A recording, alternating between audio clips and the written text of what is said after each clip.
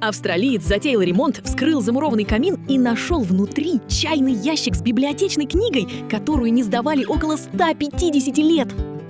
Росс Симмонс принес находку в библиотеку приморского городка Киама.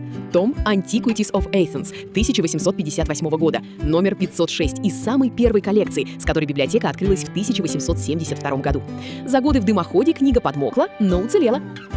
На Форзаце сохранились старые правила – 3 пенса в неделю за просрочку. С поправкой на инфляцию набежало бы около 28 тысяч австралийских долларов. Вот только предъявить их некому. Журналы выдачи 1870-х потерялись, и имя должника пропало вместе с ними. Симмонс подозревает своего прапрапрадеда, который жил в том самом доме. Книгу поставили в краеведческую коллекцию и выдавать больше не будут. Ждать ее еще 150 лет в библиотеке не готовы.